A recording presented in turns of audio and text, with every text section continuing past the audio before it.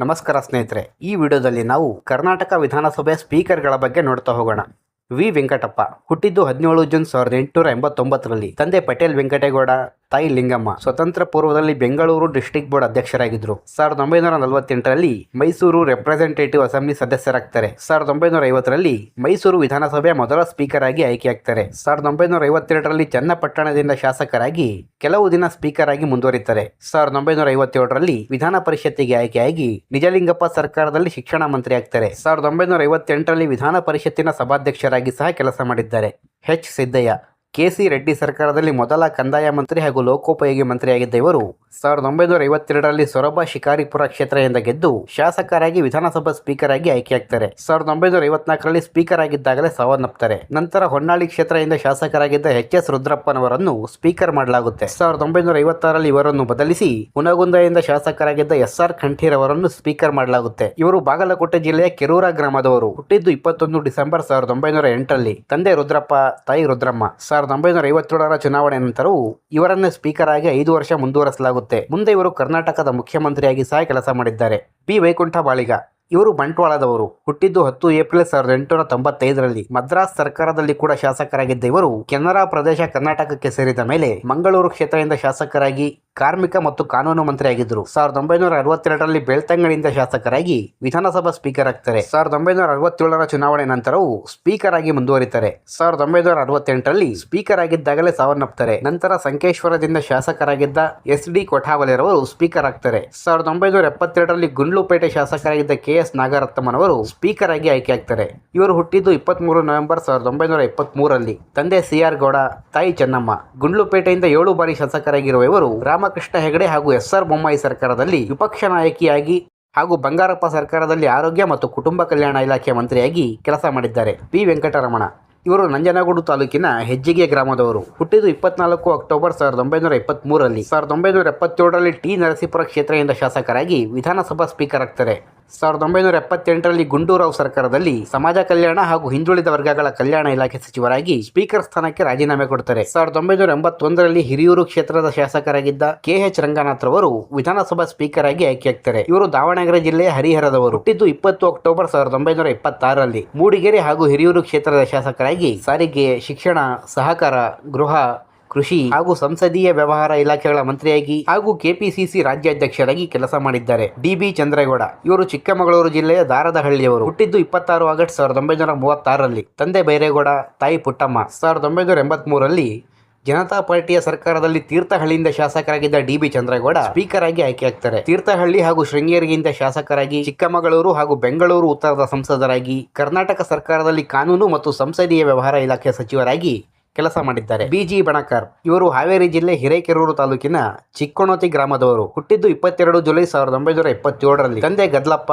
ತಾಯಿ ಶಿವಗಂಗಮ್ಮ. 1985ರಲ್ಲಿ ಮತ್ತೊಮ್ಮೆ ಅಧಿಕಾರಕ್ಕೆ ಬಂದಿದ್ದ ಜನತಾ ಪಕ್ಷದಿಂದ ಹಿರೇಕೆರೂರು ಕ್ಷೇತ್ರದ ಶಾಸಕರಾಗಿದ್ದ ಬಿ.ಜಿ. ಬಣಕಾರ್ ವಿಧಾನಸಭಾ ಸ್ಪೀಕರ್ ಆಗ್ತಾರೆ. ಹಿಂದೆ ದೇವರಾಜ ಅರಸು ಸರ್ಕಾರದಲ್ಲಿ ಪಶು ಸಂಗೋಪನಾ ಸಚಿವರಾಗಿ ಸಹ ಕೆಲಸ ಮಾಡಿದ್ದಾರೆ. ಎಸ್.ಎಂ. ಕೃಷ್ಣ ಇವರು ಮಂಡ್ಯ ಜಿಲ್ಲೆಯ ಸೋಮನಹಳ್ಳಿಯವರು. ಹುಟ್ಟಿದ್ದು 1 ಮೇ 1932ರಲ್ಲಿ. ತಂದೆ ಮಲ್ಲಯ್ಯ ಕರ್ನಾಟಕದ ಮುಖ್ಯಮಂತ್ರಿಯಾಗಿ, ಮನಮೋಹನ್ ಸಿಂಗ್ ಸರ್ಕಾರದಲ್ಲಿ ಮಂತ್ರಿಯಾಗಿ ಹಾಗೂ ಮಹಾರಾಷ್ಟ್ರದ ರಾಜ್ಯಪಾಲರಾಗಿ ಸಹ ಕೆಲಸ ಮಾಡಿರುವ ಇವರು ಮದ್ದೂರಿನ ಶಾಸಕರಾಗಿ 1989ರಿಂದ 93ರವರೆಗೂ ಕರ್ನಾಟಕದ ಸ್ಪೀಕರ್ ಆಗಿ ಕೆಲಸ ಮಾಡಿದ್ದಾರೆ. ವೀರಣ್ಣ ಎಸ್. ಕೌಜಲಗಿ ಇವರು ಬೈಲಹೊಂಗಲ ತಾಲೂಕಿನ ದೇಶನೂರು ಗ್ರಾಮದವರು. ಹುಟ್ಟಿದ್ದು 21 ಸೆಪ್ಟೆಂಬರ್ 1938ರಲ್ಲಿ. ತಂದೆ ಶಿವಲಿಂಗಪ್ಪ ಕೌಜಲಗಿ, ತಾಯಿ ಗೌರಮ್ಮ. ಭಾರತ ವಾಯುಸೇನೆಯಲ್ಲಿ ಸಬ್ ಲೆಫ್ಟಿನೆಂಟ್ ಆಗಿದ್ದ ಇವರು 1965ರ ಭಾರತ ಪಾಕಿಸ್ತಾನ ಯುದ್ಧದಲ್ಲಿ ಕೂಡ ಹೋರಾಡಿದ್ದರು. ಮುಂದೆ ಅರಭಾವಿ ಕ್ಷೇತ್ರದಿಂದ 6 ಬಾರಿ ಶಾಸಕರಾಗಿ, ದೇವರಾಜ ಅರಸು ಮತ್ತು ಎಸ್.ಎಂ. ಕೃಷ್ಣ ಸರ್ಕಾರದಲ್ಲಿ ಮಂತ್ರಿಯಾಗಿ, ಕೆಪಿಸಿಸಿ ರಾಜ್ಯಾಧ್ಯಕ್ಷರಾಗಿ ಹಾಗೂ 1993ರಲ್ಲಿ ವಿಧಾನಸಭಾ ಸ್ಪೀಕರ್ ಆಗಿ ಸಹ ಕೆಲಸ ಮಾಡಿದ್ದಾರೆ. ರಮೇಶ್ ಕುಮಾರ್ ಇವರು ಕೋಲಾರ ಜಿಲ್ಲೆಯ ಅದ್ದಗಲ್ ಗ್ರಾಮದವರು. ಹುಟ್ಟಿದ್ದು 22 ನವೆಂಬರ್ 1949ರಲ್ಲಿ. ತಂದೆ ಕೆ. ರಾಮಯ್ಯ. ಶ್ರೀನಿವಾಸಪುರದಲ್ಲಿ 6 ಬಾರಿ ಶಾಸಕರಾಗಿರುವ ಇವರು 1994ರ ಜನತಾದಳದ ದೇವೇಗೌಡ ಹಾಗೂ ಜೆ.ಎಚ್. ಪಟೇಲ್ ಸರ್ಕಾರದಲ್ಲಿ ಸ್ಪೀಕರ್ ಆಗಿದ್ದರು.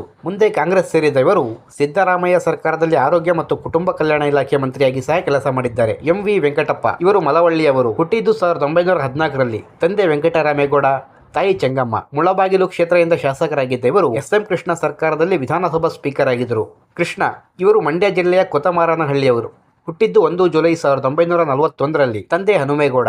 ಎಸ್.ಆರ್. ಬೊಮ್ಮಾಯಿ ಸರ್ಕಾರದಲ್ಲಿ ರೇಷ್ಮೆ ಹಾಗೂ ಪಶುಸಂಗೋಪನಾ ಸಚಿವರಾಗಿದ್ದರು. ಮುಂದೆ ಮಂಡ್ಯದ ಸಂಸದರಾಗಿ 2004ರಲ್ಲಿ ಕೃಷ್ಣರಾಜಪೇಟೆ ಶಾಸಕರಾಗಿ ವಿಧಾನಸಭಾ ಸ್ಪೀಕರ್ ಆಗಿ ಕೆಲಸ ಮಾಡಿದ್ದಾರೆ. ಜಗದೀಶ್ ಶೆಟ್ಟರ್. ಇವರು ಬಾಗಲಕೋಟೆ ಜಿಲ್ಲೆಯ ಕೆರೂರ ಗ್ರಾಮದವರು. ಹುಟ್ಟಿದ್ದು 17 ಡಿಸೆಂಬರ್ 1955ರಲ್ಲಿ. ತಂದೆ ಶಿವಪ್ಪ ಶೆಟ್ಟರ್, ತಾಯಿ ಬಸವಣ್ಣಮ್ಮ. ಮೊದಲು ಕುಮಾರಸ್ವಾಮಿರವರ ಸಮ್ಮಿಶ್ರ ಸರ್ಕಾರದಲ್ಲಿ ಕಂದಾಯ ಮಂತ್ರಿಯಾಗಿದ್ದ ಇವರು ಯಡಿಯೂರಪ್ಪ ಮುಖ್ಯಮಂತ್ರಿ ಆದ ಮೇಲೆ ಹುಬ್ಬಳ್ಳಿ ಧಾರವಾಡ ಕ್ಷೇತ್ರದಿಂದ ಶಾಸಕರಾಗಿದ್ದ ಶೆಟ್ಟರ್ ವಿಧಾನಸಭಾ ಸ್ಪೀಕರ್ ಆಗ್ತಾರೆ. 1.5 ವರ್ಷದ ನಂತರ ಸ್ಪೀಕರ್ ಸ್ಥಾನಕ್ಕೆ ರಾಜೀನಾಮೆ ಕೊಟ್ಟು ಗ್ರಾಮೀಣಾಭಿವೃದ್ಧಿ ಮತ್ತು ಪಂಚಾಯತ್ ರಾಜ್ ಇಲಾಖೆಯ ಮಂತ್ರಿ ಆಗ್ತಾರೆ. ಮುಂದೆ ಮುಖ್ಯಮಂತ್ರಿಯಾಗಿ ಸಹ ಕೆಲಸ ಮಾಡ್ತಾರೆ. ಪ್ರಸ್ತುತ ಬೆಳಗಾವಿಯ ಸಂಸದರಾಗಿದ್ದಾರೆ. ಕೆ.ಜಿ. ಬೋಪಯ್ಯ.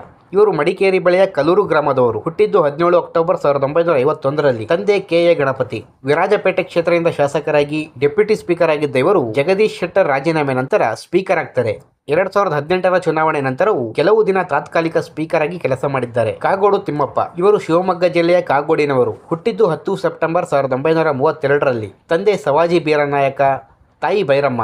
ಗುಂಡೂರಾವ್ ಸರ್ಕಾರದಲ್ಲಿ ಆಹಾರ, ಅರಣ್ಯ ಮತ್ತು ಲೋಕೋಪಯೋಗಿ ಮಂತ್ರಿಯಾಗಿ, ವೀರಪ್ಪ ಮೊಯ್ಲಿ ಸರ್ಕಾರದಲ್ಲಿ ಸಮಾಜ ಕಲ್ಯಾಣ ಇಲಾಖೆ ಸಚಿವರಾಗಿ, ಎಸ್.ಎಂ. ಕೃಷ್ಣ ಸರ್ಕಾರದಲ್ಲಿ ಸಮಾಜ ಕಲ್ಯಾಣ, ತೋಟಗಾರಿಕೆ, ಆರೋಗ್ಯ ಮತ್ತು ಕುಟುಂಬ ಕಲ್ಯಾಣ ಇಲಾಖೆಯ ಸಚಿವರಾಗಿ ಕೆಲಸ ಮಾಡಿದ್ದಾರೆ. 2013ರ ಸಿದ್ದರಾಮಯ್ಯ ಸರ್ಕಾರದಲ್ಲಿ ಸಾಗರ ಕ್ಷೇತ್ರದ ಶಾಸಕರಾಗಿ ವಿಧಾನಸಭಾ ಸ್ಪೀಕರ್ ಆಗಿ ಆಯ್ಕೆಯಾಗ್ತಾರೆ.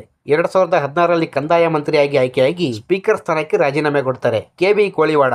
ಇವರು ಹಾವೇರಿ ಜಿಲ್ಲೆಯ ರಾಣಿಬೆನ್ನೂರು ತಾಲೂಕಿನ ಗುಡಗೂರಿನವರು. ಹುಟ್ಟಿದ್ದು 1 ನವೆಂಬರ್ 1944ರಲ್ಲಿ. ತಂದೆ ಭೀಮಪ್ಪ ಕೋಳಿವಾಡ. ರಾಣಿಬೆನ್ನೂರು ಕ್ಷೇತ್ರದಿಂದ 5 ಬಾರಿ ಶಾಸಕರಾಗಿರುವ ಇವರು ಎಸ್.ಎಂ. ಕೃಷ್ಣ ಸರ್ಕಾರದಲ್ಲಿ ಕುಡಿಯುವ ನೀರು ಸರಬರಾಜು ಮಂತ್ರಿಯಾಗಿದ್ದರು. ಕಾಗೋಡು ತಿಮ್ಮಪ್ಪ ರಾಜೀನಾಮೆ ನಂತರ 2016ರಲ್ಲಿ ರಾಣಿಬೆನ್ನೂರು ಶಾಸಕರಾಗಿದ್ದ ಇವರು ವಿಧಾನಸಭಾ ಸ್ಪೀಕರ್ ಆಗಿ ಆಯ್ಕೆಯಾಗ್ತಾರೆ. 2018ರ ಚುನಾವಣೆ ನಂತರ ರಮೇಶ್ ಕುಮಾರ್ ರವರು ಮತ್ತೊಂದು ಅವಧಿಗೆ ಸ್ಪೀಕರ್ ಆಗ್ತಾರೆ. ಆಪರೇಷನ್ ಕಮಲದ ನಂತರ ರಚನೆಯಾದ ಬಿಜೆಪಿ ಸರ್ಕಾರದಲ್ಲಿ ಶಿರಸಿಯಿಂದ ಶಾಸಕರಾಗಿದ್ದ ವಿಶ್ವೇಶ್ವರ ಹೆಗಡೆ ಕಾಗೇರಿ ಅವರು ವಿಧಾನಸಭಾ ಸ್ಪೀಕರ್ ಆಗಿ ಆಯ್ಕೆಯಾಗ್ತಾರೆ. ಇವರು ಉತ್ತರ ಕನ್ನಡ ಜಿಲ್ಲೆಯ ಶಿರಸಿಯವರು. ಹುಟ್ಟಿದ್ದು 10 ಜುಲೈ 1961ರಲ್ಲಿ. ತಂದೆ ಅನಂತ ಶಿವರಾಮ್ ಹೆಗಡೆ, ತಾಯಿ ಸರ್ವೇಶ್ವರಿ ಹೆಗಡೆ.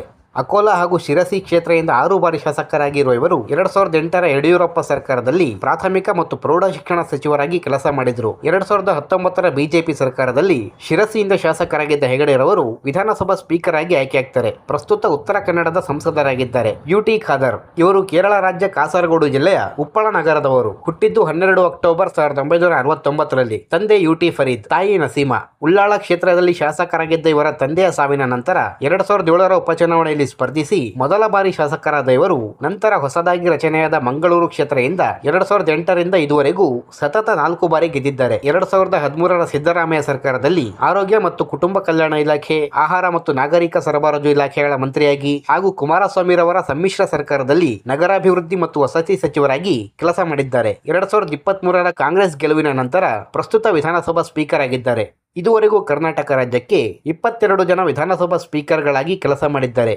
ಅದರಲ್ಲಿ ಕಾಂಗ್ರೆಸ್ ಪಕ್ಷದಿಂದ 16 ಜನ, ಬಿಜೆಪಿಯಿಂದ 3 ಜನ, ಜನತಾ ಪಾರ್ಟಿಯಿಂದ 2 ಹಾಗೂ ಜನತಾದಳ ಹಾಗೂ ಜೆಡಿಎಸ್ ಪಕ್ಷಗಳಿಂದ ಒಬ್ಬೊಬ್ಬರು ವಿಧಾನಸಭಾ ಸ್ಪೀಕರ್ಗಳಾಗಿ ಕೆಲಸ ಮಾಡಿದ್ದಾರೆ. ಸೊ ಇದಾಗಿತ್ತು ಸ್ನೇಹಿತರೆ, ಯಾರೆಲ್ಲ ಕರ್ನಾಟಕ ವಿಧಾನಸಭೆ ಸ್ಪೀಕರ್ಗಳಾಗಿ ಆಯ್ಕೆಯಾಗಿದ್ದಾರೆ ಅನ್ನೋ ಮಾಹಿತಿ. ನಮ್ಮ ವರದಿ ಇಷ್ಟ ಆಗಿದ್ರೆ ಲೈಕ್ ಮಾಡಿ, ಶೇರ್ ಮಾಡಿ ಹಾಗೂ ನಮ್ಮ ಚಾನಲ್ ಅನ್ನು ಸಬ್ಸ್ಕ್ರೈಬ್ ಮಾಡ್ಕೊಳ್ಳಿ.